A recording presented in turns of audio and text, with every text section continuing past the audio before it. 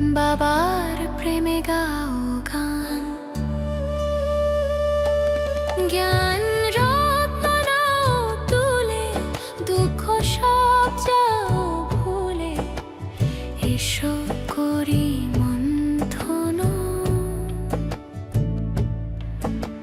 ছিড়বে মায়ার বন্ধন। ওম শান্তি। প্রিয় রুহানি ভাই বোনেরা, আজ 11 মার্চ 2026-এর মধুর মুরলী মন্থনে আপনাদের অনেক অনেক স্বাগত। ওম শান্তি। আজ বাবা আমাদের অন্তরের তৃষ্ণা মিটিয়েছেন।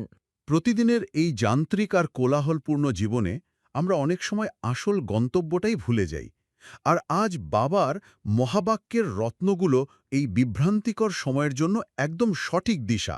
এটা তো শুধু একটা লাইন নয়, এটা বাবার চূড়ান্ত সত্য বচন। বাবা বলেছেন, মিষ্টি বাচ্চারা স্মরণের যাত্রাতে রেস করলে পুণ্য আত্মা হয়ে যাবে, স্বর্গের বাদশাহী প্রাপ্তি হবে। এই রেস শব্দটা নিয়ে একটু গভীরভাবে মন্থন করা প্রয়োজন। কারণ রেস বা দৌড় বললেই তো সাধারণত মাথায় কোনো শারীরিক প্রতিযোগিতার ছবি ভেসে ওঠে, অলিম্পিকের দৌড় বা ম্যারাথনের মতো। শারীরিক দৌড় নয়। একদম। বাবা এখানে সম্পূর্ণ এক সূক্ষ্ম স্তরের কথা বলছেন। এটি হলো বুদ্ধির দৌড়। এই স্মরণের যাত্রায় রেস মানে হলো প্রতিটি সেকেন্ডে, প্রতিটি সংকল্পে বাবার সাথে যুক্ত থাকার যে নিরন্তর প্রচেষ্টা। বর্তমান সময়ে চারপাশের পরিস্থিতি অত্যন্ত চঞ্চল। ঠিক তাই। সকালে ঘুম থেকে ওঠা থেকে শুরু করে রাতে ঘুমাতে যাওয়া পর্যন্ত হাজারো ইনফরমেশন, সোশ্যাল মিডিয়া, লৌকিক কাজের চাপ, মায়ার আকর্ষণ পদে পদে বুদ্ধিটাকে টেনে নিচে নামানোর চেষ্টা করছে। একদম গভীর কথা।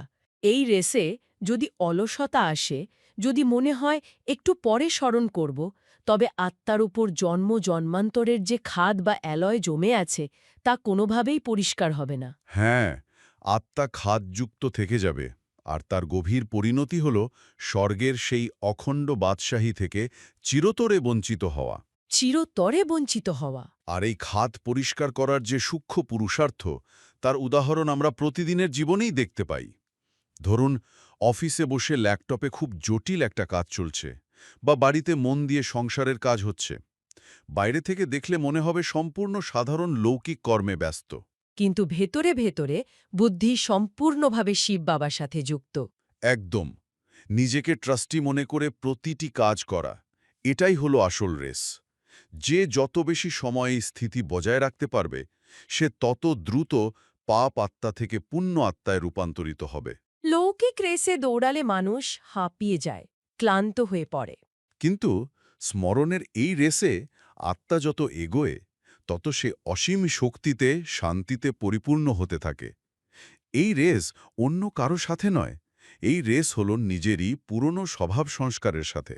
বাবা আজ প্রশ্নটাও কত গভীর করেছেন। ব্রাহ্মণ জীবনে যদি অতীন্দ্রিয় সুখের অনুভব না হয়, তবে কি বুঝতে হবে? অবশ্যই সূক্ষ্মভাবেও কোনো না কোনো পাপ হয়। দেহ অভিমানে থাকার জন্যই পাপ হয়, যে কারণে সেই সুখের অনুভূতি করতে পারা যায় না। নিজেকে গোপিনী মনে করেও অতীন্দ্রিয় সুখের অনুভূতির প্রকাশ হয় না। অবশ্যই কোনো ভুল হয়। সেই জন্য বাবাকে সত্যি কথা বলে শ্রীমত গ্রহণ করতে থাকো।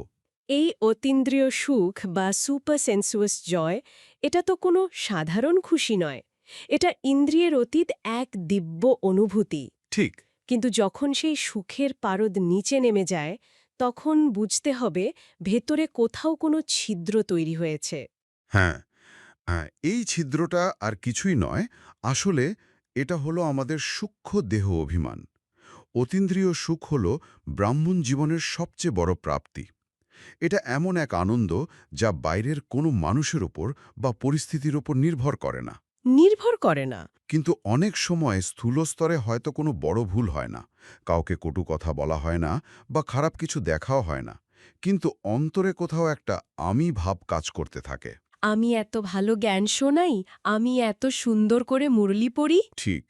বা সেবা কেন্দ্রে আমার প্ল্যানিং সবচেয়ে ভালো। এই সূক্ষ্ম অহংকারগুলো অজান্তেই পাপের দিকে ঠেলে দেয়। আর এই সূক্ষ্ম পাপই আত্মার সবচেয়ে বড় প্রাপ্তি, সেই অতীন্দ্রিয় সুখের অনুভূতিকে শিকড় থেকে কেড়ে নেয়। তখন বোঝা যায় না কেন হঠাৎ করে মনটা ভারী লাগছে বা যোগে বসলে মন টিকছে না। একদম। আর সবচেয়ে বড় ভুল হয় যখন বাবার কাছ থেকে এই সূক্ষ্ম ভুলগুলো লুকিয়ে রাখা হয়। বাবা তো অন্তর্যামী, তিনি সব জানেন, কিন্তু যখন সেটা স্বীকার করা হয় না তখন নিজস্ব রেজিস্টার খারাপ হতে শুরু করে। এটাই হলো সবচেয়ে বড় ট্র্যাপ বা ফাঁদ। অনেক সময় মনে হয় বাইরের কেউ তো দেখল না, তাহলে বোধহয় পার পেয়ে গেলাম। কিন্তু এখানেই শ্রীমতের আসল যুক্তিটা লুকিয়ে আছে। ভুল লুকোনোর অর্থ হল নিজের আত্মাকে আরও ভারী করে রাখা। সত্য কথা বলার মাধ্যমে আত্মা এক অদ্ভুত হালকা অনুভব করে। ঠিক, যখনই বাবার সামনে সম্পূর্ণ স্বচ্ছ হয়ে সূক্ষ্ম থেকে সূক্ষ্ম ভুলের কথা স্বীকার করা হয়, তখন বাবা সঠিক শ্রীমত দেন। সেই শ্রীমত আত্মাকে পুনরায় সঠিক পথে নিয়ে আসে। বাবা আজ খুব সুন্দরভাবে বুঝিয়েছেন যে মায়া বড় বড় মহারথীদেরও ছাড়ে না। মায়া শক্তিশালীদেরই চক্রব্যূহের মধ্যে নিয়ে আসে। তাই বাহাদুর হতে হবে। মিথ্যা বলে বা লুকিয়ে রেখে নিজেকে ধোঁকা দিলে শেষে গিয়ে ফেল হয়ে যেতে হবে। যেমন ধরুন, কোনো বড় অসুখ হলে সার্জনের কাছে সবসময় সত্যি কথা বলতে হয়।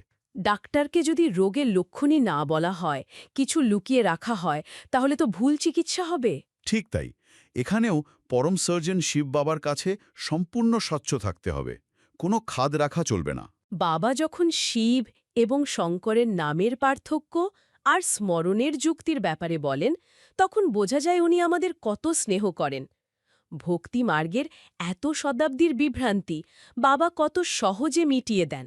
ভক্তিমার্গের সেই বিভ্রান্তিগুলো নিয়ে বাবা খুব সুন্দরভাবে এবং অত্যন্ত লজিক্যালি আলোচনা করেছেন। মানুষ ভগবানকে খুঁজতে গিয়ে কত নাম, কত রূপ কল্পনা করেছে, কিন্তু বাবা পরিষ্কার বলছেন তার নাম একটাই, শিব। শিব বাবার নাম কখনো বদলায় না। হ্যাঁ, ভক্তিমার্গে অনেক মন্দির তৈরি করার জন্য হয়তো অনেক নাম রেখে দেওয়া হয়েছে, কিন্তু বাবা খুব বাস্তব একটা উদাহরণ দিয়েছেন। কারো নাম যদি পুষ্পা হয় আর তাকে যদি কেউ সারাদিন শিলা বলে ডাকে, তাহলে কি সে রেসপন্স করবে? সে তো ফিরেও তাকাবে না, ভাববে অন্য কাউকে ডাকা হচ্ছে। ঠিক তেমনি নিরাকার ভগবানকে যদি হাজারো নামে ডাকা হয়, তাহলে সঠিক রেসপন্স বা কানেকশন তো তৈরি হবেই না। আর কানেকশনই তৈরি না হলে আত্মার মধ্যে বাবার শক্তি আসবে কি করে? একদম। আর এই নাম আর রূপের স্পষ্টতা না থাকলে বুদ্ধি তো বিভ্রান্ত হবেই। শিব এবং শঙ্কর যে সম্পূর্ণ আলাদা, সেটা বাবা আজ একদম পরিষ্কার করে দিয়েছেন। যেমন লক্ষ্মী এবং নারায়ণ আলাদা, ঠিক তেমনই একদম ঠিক কথা। ভক্তি মার্গে শিব এবং শঙ্করকে এক করে দেওয়া হয়েছে, আর এটাই হলো সবচেয়ে বড় ভুল।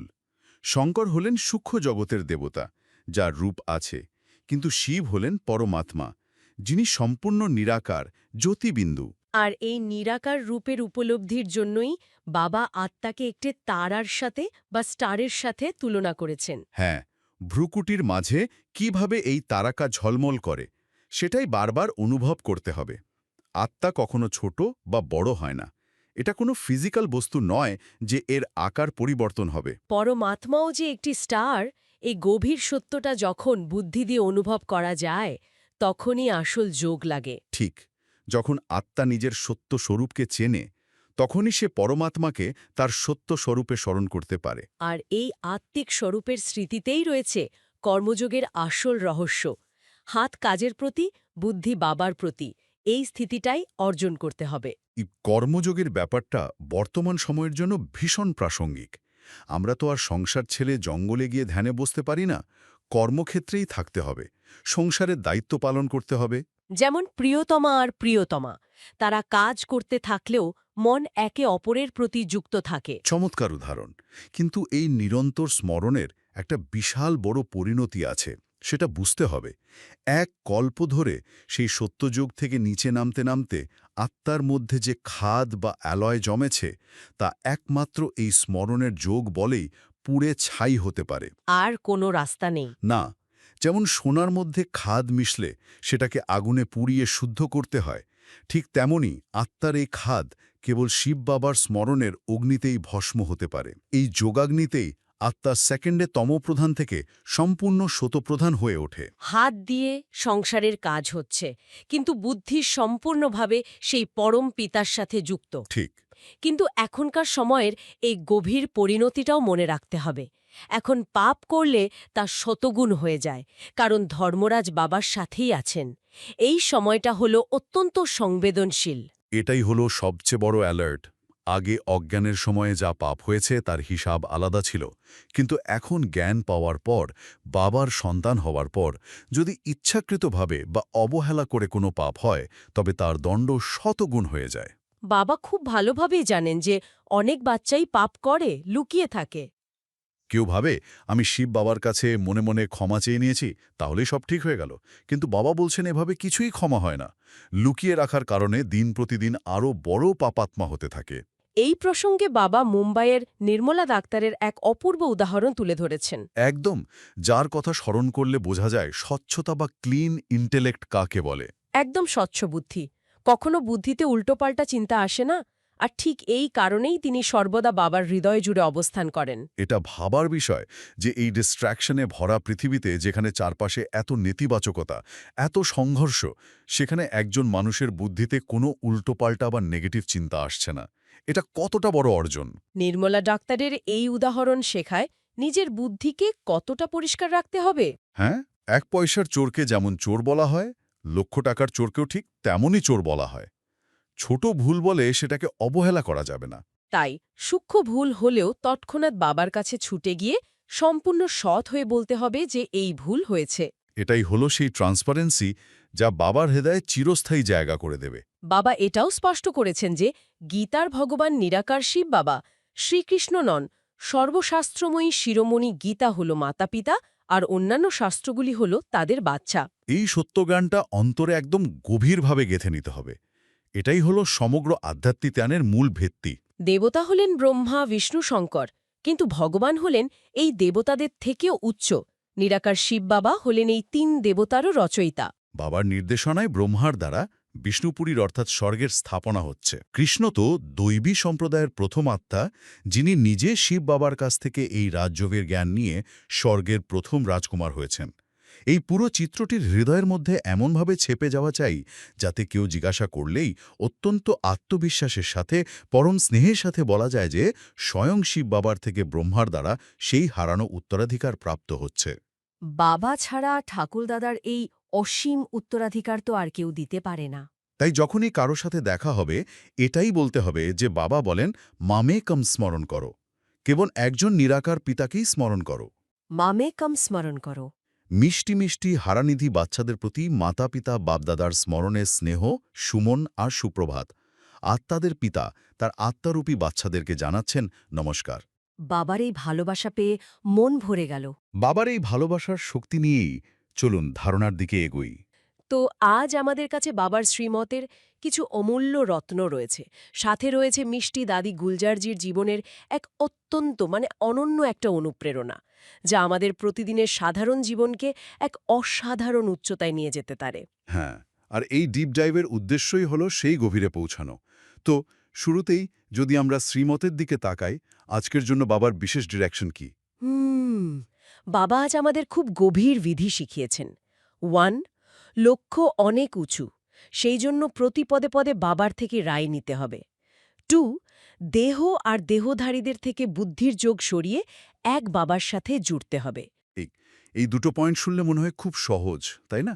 কিন্তু যদি আমরা এর গভীরতা বিশ্লেষণ করি, প্র্যাকটিক্যাল জীবনে এর প্রয়োগ কিন্তু একটা সম্পূর্ণ নতুন দৃষ্টিকোণ খুলে দেয়। যেমন ধরুন, লক্ষ্য অনেক উঁচু, আমরা তো এখানে সাধারণ কোনো পার্থিব লক্ষ্যের কথা বলছি না। একদমই না। আমরা সরাসরি ঐশ্বরিক রূপান্তরের কথা বলছি। আর ঠিক এই কারণেই প্রতিদিনের এই তুমুল ব্যস্ত জীবনে, যখন ধরুন অফিসে প্রচণ্ড কাজের চাপ, ডেডলাইন তাড়া করছে, বা বাড়িতে নানা রকম সমস্যা চলছে, তখন প্রতি পদে পদে বাবার রায় নেওয়াটা এতটা জরুরি। কিন্তু প্রশ্ন হলো, এটা প্র্যাকটিক্যালি কিভাবে সম্ভব? কাজের মাঝে বারবার থেমে যাওয়া তো আর যায় না। হ্যাঁ, কাজের মাঝে সব ছেড়ে বসে পড়া তো বাস্তবসম্মত নয়। আর এই জায়গাটাতেই এখানেই আসে কর্মযোগের আসল সৌন্দর্য। বাবার রায় নেওয়ার অর্থ তো এই নয় যে চোখ বন্ধ করে এক জায়গায় বসে পড়তে হবে। এর আসল অর্থ হল মনের ভেতরে একটা স্থায়ী সাইলেন্স জোন তৈরি করা। যখন আমরা খুব ব্যস্ত, তখন একটা সিদ্ধান্ত নেওয়ার আগে বা কোনো জটিল পরিস্থিতিতে রিয়্যাক্ট করার ঠিক আগে জাস্ট কয়েক সেকেন্ডের জন্য নিজের অন্তরে ফিরে যাওয়া। আচ্ছা, একটা ছোট্ট পজ নেওয়া। ঠিক। পরমপিতা শিববাবার সাথে বুদ্ধির তারটা সূক্ষ্মভাবে যুক্ত করা। যখনই মনে কোনো সংশয় আসে, ভেতরে ভেতরে একটা ছোট্ট সংলাপ করা, বাবা, এই মুহূর্তে এই পরিস্থিতিতে শ্রীমৎ কি বলে, আমার আচরণ কেমন হওয়া উচিত। এই ৩-৪ সেকেন্ডের বিরতিই কিন্তু আমাদের বড় বড় ভুল থেকে বাঁচিয়ে দেয়। বাহ, এই ৩ সেকেন্ডের পজ নেওয়ার ব্যাপারটা সত্যিই খুব কার্যকরী। আর বাবার শ্রীমতে আরেকটা যে কথা আছে, বাবার থেকে কিছু লুকিও না, এর কিন্তু একটা খুব গভীর মনস্তাত্ত্বিক দিক আছে। একদম। মানে মানুষের তো একটা খুব স্বাভাবিক প্রবৃত্তি হলো নিজের ভুলগুলোকে ঢেকে রাখা। আমরা সবসময় সমাজে বা কর্মক্ষেত্রে নিজের একটা নিখুঁত ইমেজ বজায় রাখতে চাই। নিজের অহংকার বা হয়তো লজ্জার কারণে আমরা আমাদের দুর্বলতাগুলো প্রকাশ করতে ভয় পাই। কিন্তু বাবা তো পরম সার্জন। হ্যাঁ, অন্তর্যামী তিনি। ঠিক, জগতের কোনো কিছুই তার অজানা নয়। এখন একজন রোগীর পক্ষে ডাক্তারের কাছে নিজের রোগের আসল লক্ষণ লুকানো মানে তো নিজেরই চূড়ান্ত ক্ষতি ডেকে আনা, তাই না? একদম নিখুঁত একটা তুলনা। শারীরিক রোগের লক্ষণ লুকিয়ে রাখলে যেমন রোগ ভেতরে ভেতরে আরও জটিল হতে থাকে, আধ্যাত্মিক যাত্রাতেও ঠিক তাই। নিজের ভুল বা নেতিবাচক চিন্তাগুলোকে বাবার কাছে স্বীকার না করলে মনের ভেতরে একটা সূক্ষ্ম অপরাধবোধ জমতে শুরু করে, আর এই অপরাধবোধই কিন্তু আত্মার আসল শক্তিকে ধীরে ধীরে কমিয়ে দেয়। শক্তি কমে যায়। বাপ দাদা সব জানেন, তবুও তিনি চান আমরা যেন মন পরিষ্কার করে সব কথা তাকে বলে দিই, কারণ পরিষ্কার মনে হল সেই স্বচ্ছ আয়না যেখানে বাবার ঐশ্বরিক শক্তি প্রতিফলিত হতে পারে। রাতের বেলা ঘুমানোর আগে যদি আমরা সারা দিনের সব হিসেব বাবার সামনে খোলাখুলি তুলে ধরি, ভুল স্বীকার করার এই সাহসটাই কিন্তু আত্মাকে অদ্ভুত হালকা করে দেয়। আর এই যে হালকা হওয়ার অনুভূতি, মনের এই স্বচ্ছতা, এর সাথেই শ্রীমতের দ্বিতীয় পয়েন্টটা খুব গভীরভাবে যুক্ত। ওই যে দেহ আর দেহধারীদের থেকে বুদ্ধির যোগ সরিয়ে এক বাবার সাথে যুক্ত হওয়া। হ্যাঁ, এটাই তো সবচেয়ে বড় চ্যালেঞ্জ। চ্যালেঞ্জ তো বটেই। আমরা তো সবাই কোনো না কোনো কর্মক্ষেত্রে আছি, সংসারে মানুষের সাথে বাস করছি, চোখের সামনে সারাক্ষণ শুধু দেহ আর দেহধারীদেরই দেখছি। তাহলে কাজ করার সময় কিভাবেই বুদ্ধির যোগ সরিয়ে রাখা সম্ভব? অনেকেই তো মনে করেন আধ্যাত্মিকতা মানেই সব ছেড়ে পাহাড়ে চলে যাওয়া। না না, বাবা তো কখনোই সব ছেড়ে পালাতে বলেননি। কর্ম থেকে পালিয়ে যাওয়া কোনো সমাধান নয়, কর্ম করতে হবে, কিন্তু ট্রাস্টি হয়ে। মানে যখনই মনেই চিন্তা আসে যে আমি এই কাজটা করছি, আমি এত বড় প্রজেক্ট সামলাচ্ছি, তখনই কিন্তু খুব সূক্ষ্মভাবে দেহের অহংকার চলে আসে। আমি পনার অহংকার। ঠিক, কিন্তু যদি সারাক্ষণ এই স্মৃতি জাগ্রত থাকে যে আমি একটা চৈতন্য আত্মা, এই শরীরের মাধ্যমে একটা বিশেষ পার্ট প্লে করছি, আর সামনে যে মানুষটা দাঁড়িয়ে আছে সেও একটা আত্মা, তখন আর ওই দেহের প্রতি আকর্ষণ বা রাগ তৈরি হয় না। মানে ধরুন অফিসে বস খুব বকাবকি করছেন বা বাড়িতে কেউ খুব রূঢ় কথা বলছে। হ্যাঁ, সাধারণ দৃষ্টিতে দেখলে সাথে সাথে রাগ হবে, অভিমান হবে, কিন্তু আত্মিক দৃষ্টিতে দেখলে বোঝা যাবে ওই আত্মাও কোনো না কোনো পরিস্থিতির বশীভূত হয়ে এই আচরণ করছে। এই আত্মিক দৃষ্টি দিয়ে দেখলে তো পুরো পৃথিবীটাই একটা বিশাল নাটকের মঞ্চ হয়ে যায়। আমরা সবাই যেন নিজের কস্টিউম পরে অভিনয় করছি। বসের রাগ বা সহকর্মীর ঈর্ষা, এগুলো তো সব কস্টিউমের বৈশিষ্ট্য। একদম তাই। কস্টিউমের উপর ফোকাস না করে পেছনের আত্মার উপর ফোকাস করতে শিখলে বাইরের পরিস্থিতি আর আমাদের শান্তিতে আঘাত করতে পারে না, আর তখনই শিব বাবার সাথে নিরন্তর যুক্ত থাকা সহজ হয়। খুব সুন্দর একটা পয়েন্ট। আর এই যে বাইরের পরিস্থিতি আমাদের শান্তিতে আঘাত করতে পারে না, এটা নিয়েই বোধহয় আজকের বরদানটা। হ্যাঁ, বরদানের শিরোনামটা যদি আমরা দেখি, সদা একরস সম্পন্ন মুডে থাকা পুরুষার্থী বা প্রালব্ধি স্বরূপ ভব। এটা শুধু বরদান নয়, এটা বাবার দেওয়া একটা বড় দায়িত্ব। বড় দায়িত্ব, কথাটা খুব সত্যি। এই বরদানটাকে আধুনিক জীবনের প্রেক্ষাপটে দেখলে এটা বোধহয় আজকের দিনের সবচেয়ে বেশি প্রাসঙ্গিক। কারণ আমাদের জীবনের সবচেয়ে বড় চ্যালেঞ্জ আর শক্তির অপচয়ের জায়গাই তো হলো এই মুড। একদম, মুড সুইং। হ্যাঁ, এই ধরুন সকালবেলা খুব সুন্দর মেডিটেশন হলো, মুড একদম ফুরফুরে, কিন্তু সকালে অফিসে গিয়েই একটা খারাপ ইমেল পড়লাম বা রাস্তায় ট্রাফিক জ্যামে আটকে গেলাম, ব্যাস সেই প্রশান্ত মুড নিমেষে টেনশনে বদলে গেল। বাবা আজ খুব সুন্দর করে কয়েকটা মুডের কথা বলেছেন।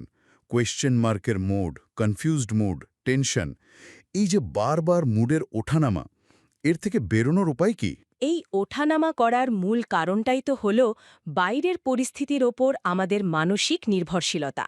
মানে আমরা আমাদের ভেতরের শান্তিটাকে বাইরের দুনিয়ার খবরের ওপর ছেড়ে দিয়েছি। ভালো খবর এলে খুশি হচ্ছি, খারাপ খবরে ভেঙে পড়ছি। রিমোট কন্ট্রোলটা যেন বাইরের পরিস্থিতির হাতে। ঠিক তাই।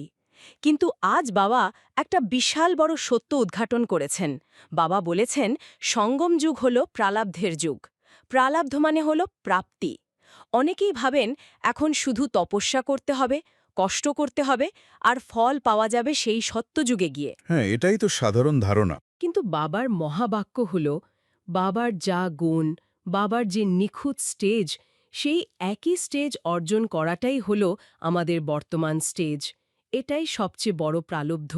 একবার ভেবে দেখলে অবাক হতে হয়, শিববাবার কি কখনো কনফিউজড মুড বা কোয়েশ্চেন মার্কের মুড হয়? না, তিনি তো সদা শান্ত। তিনি কি কখনো ভাবেন এটা কেন হলো, এবার কি হবে? একদম না। তিনি সদা একরস। এই বিষয়টা সত্যিই খুব গভীর। বাবার সমান হওয়াটাই আমাদের বর্তমান প্রালব্ধ। যখন জীবনে খুব কঠিন কোনো পরিস্থিতি আসে, ধরুন বড় কোনো আর্থিক ক্ষতি বা চরম শারীরিক অসুস্থতা, তখন তো স্বাভাবিকভাবেই মনে হাজারটা প্রশ্ন জাগে। আমার সাথেই কেন এমন হলো, বা কিভাবে সব ঠিক হবে? আর এই প্রশ্নগুলোই হলো সেই কোয়েশ্চেন মার্ক আর কনফিউজড মুড। ঠিক, যা আমাদের ভেতরের শক্তিকে শুষে নেয়। কিন্তু যদি আমরা সেই চরম মুহূর্তেও একরস স্থিতি অবলম্বন করতে পারি, মানে পরিস্থিতি বাইরে যতই ভয়ঙ্কর হোক না কেন, আমার ভেতরের শান্তি বিন্দুমাত্র টলমল করবে না, তাহলেই কিন্তু বাবার দেওয়াই বরদান বাস্তবে রূপ পায়। একদম। আর এই একরস শব্দটার মানেটাই হল একটা স্থির রস বা নিরবিচ্ছিন্ন আনন্দ, যা বদলায় না। এটাকে একটা গভীর সাগরের সাথে তুলনা করা যায়। সাগরের ওপরে যখন ঝড় ওঠে, তখন তো বিশাল বিশাল ঢেউয়ের সৃষ্টি হয়। হ্যাঁ, একটা তোলপাড় চলতে থাকে। কিন্তু সাগরের গভীরে, একদম তলদেশে সবসময় নিস্তব্ধ শান্তি বিরাজ করে। ওপরের ঝড় সেই গভীরতাকে স্পর্শ করতে পারে না। আমাদের চেতনাকেও ঠিক সেরকম হতে হবে। বাইরের কর্মক্ষেত্রে হাজারটা ঝড় আসতে পারে, কিন্তু অন্তরে থাকবে পরম প্রশান্তি। এই একরস মুডে থাকতে পারলেই আমরা অন্য আত্মাদেরও শান্তির অনুভব করাতে পারব।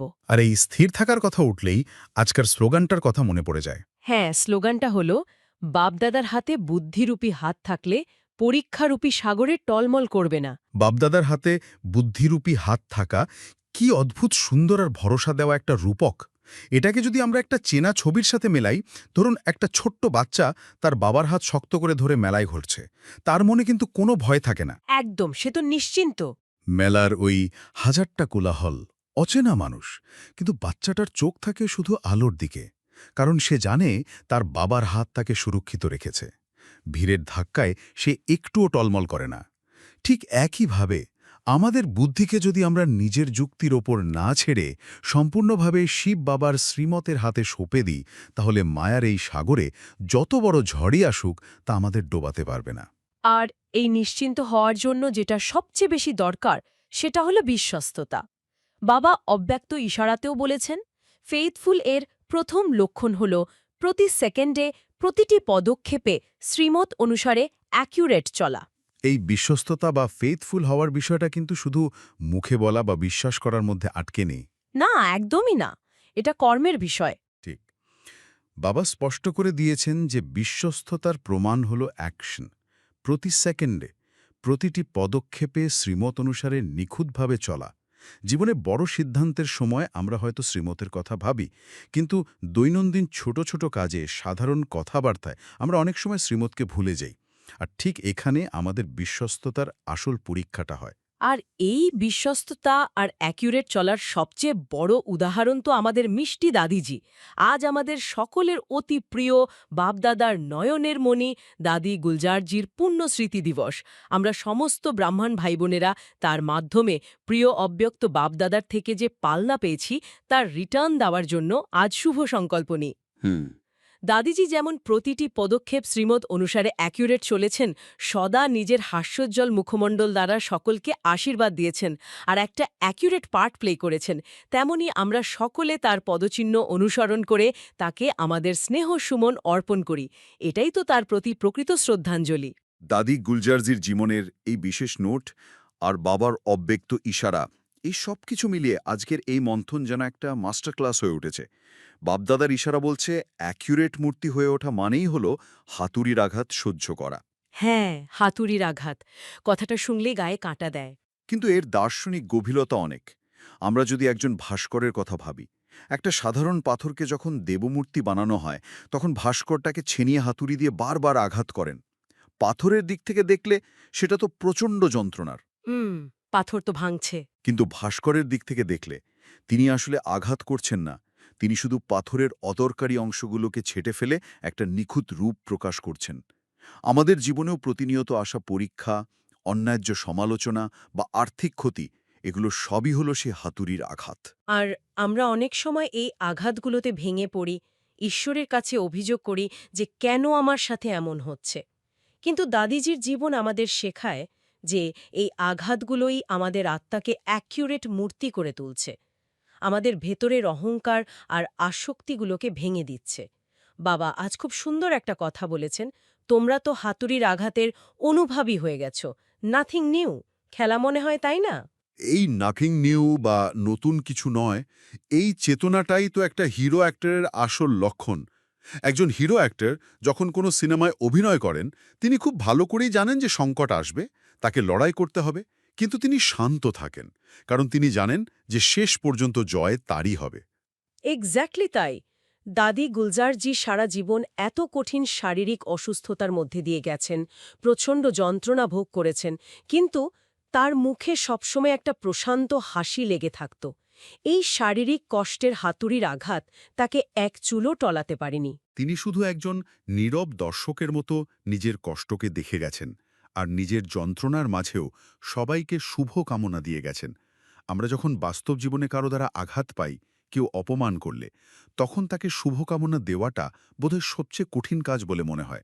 মন তো চায় প্রতিশোধ নিতে বা যুক্তি দেখাতে, কিন্তু দাদিজির ওই হাস্যোজ্জ্বল মুখমণ্ডল আমাদের মনে করিয়ে দেয় যে মানুষটার আঘাত করছে সেও আসলে পরবশ, সে তার নিজের নেতিবাচক সংস্কারের দাস।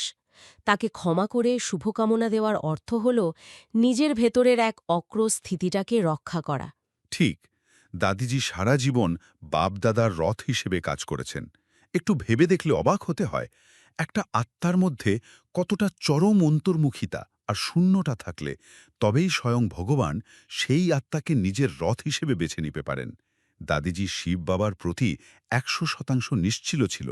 তার জীবনে কোনো যদি বা কিন্তু ছিল না, আর সেই কারণেই তিনি প্রতিটি পদক্ষেপে শ্রীমত অনুসারে চলতে পেরেছিলেন। সত্যি, আজ তার পুণ্যস্মৃতি দিবসে শুধু তার গুণগান করাই যথেষ্ট নয়, নিজের জীবনে শ্রীমতকে ধারণ করার সংকল্প নেওয়াই হল তার প্রতি আসল শ্রদ্ধাঞ্জলি। চলুন এই গভীর অনুভবের দিকে এগিয়ে যাই। তো আজ বাবা আমাদের ভুল লুকিয়ে না রেখে অতীন্দ্রিয় সুখ অনুভব করার স্মৃতি দেওয়ালেন, আর দাদি গুলজারজির স্মৃতিতে অ্যাকুরেট চলার প্রেরণা দিলেন, এবং শেষে অ্যাক্রস সম্পন্ন মুড়ে থাকার বরদান দিয়ে বিদায় নিলেন। একদম, আসুন এই শান্তির সাগরে অবগাহন করি। এখন আমরা কিছুক্ষণের জন্য সেই পরম প্রশান্তির জগতে পাড়ি দেব। দাদিজি যদি এত কষ্ট আর দায়িত্বের মাঝেও নিজের একরস স্থিতি বজায় রাখতে পারেন, তবে আমাদের ছোট ছোট সমস্যা দিয়ে মুড খারাপ করার অজুহাতগুলো তো অর্থহীন। নিজের মন আর বুদ্ধিকে চারপাশের সমস্ত কোলাহল, সমস্ত চিন্তা থেকে ধীরে ধীরে গুটিয়ে আনছি। আমি এক চৈতন্য জ্যোতিবিন্দু আত্মা, এই শরীরের মালিক। ভ্রুকুটির মাঝখানে এক উজ্জ্বল নক্ষত্রের মতো জ্বলজ্বল করছি। আমার চোখের সামনে ভেসে উঠছে মিষ্টি দাদিজির সেই হাস্যোজ্জ্বল প্রশান্ত মুখমণ্ডল, যা আমাকে সব পরিস্থিতিতে শান্ত থাকতে শেখাচ্ছে। দাদিজির মতো আমারও বুদ্ধির হাত স্বয়ং পরমপিতা বাপদাদার হাতে শক্ত করে ধরা আছে। আমার কোনো ভয় নেই। পরমপিতা শিব বাবার জ্ঞান সূর্য থেকে পবিত্রতার অসীম সাদা আলো আমার উপর অবিরাম ঝরে পড়ছে। আমার ভেতরের সমস্ত টেনশন, কনফিউশন, সংসারের সমস্ত প্রশ্ন এই পবিত্র আলোই গলে যাচ্ছে। আমি আত্মা সম্পূর্ণ একরস, চিরশান্ত, আর সমস্ত জাগতিক চিন্তা থেকে নিশ্চিন্ত। বাইরের কোনো পরিস্থিতি, মানুষের কোনো রূঢ় কথা, কোনো হাতুড়ির আঘাত আমার এই ভেতরের অতীন্দ্রিয় সুখকে বিন্দুমাত্র টলাতে পারবে না। আমি এই বিশাল বিশ্ব নাটকের এক হিরো অ্যাক্টর, বাবার সমান একরস সম্পন্ন এক জীবন্ত মূর্তি। আসুন বাবার সামনে প্রতিজ্ঞা করি, আমি মিষ্টি দাদিজির মতো সদা শ্রীমতের উপর অ্যাকুরেট চলব এবং একরস মুডে থাকব। কমেন্টে লিখুন একরস আত্মা। ওম শান্তি। ওম শান্তি।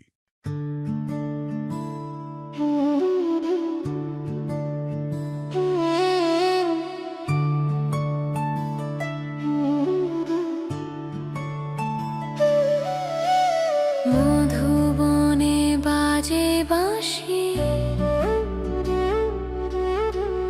বাবা তোমায় ভালোবাসি। মুরলি শুনে জুড়ায় প্রাণ, বাবার প্রেমে গাও গান। জ্ঞান রত্ন নাও তুলে, দুঃখ সব যাও ভুলে, এসো করি মন্থন। ছিড়বে মায়ার বন্ধন।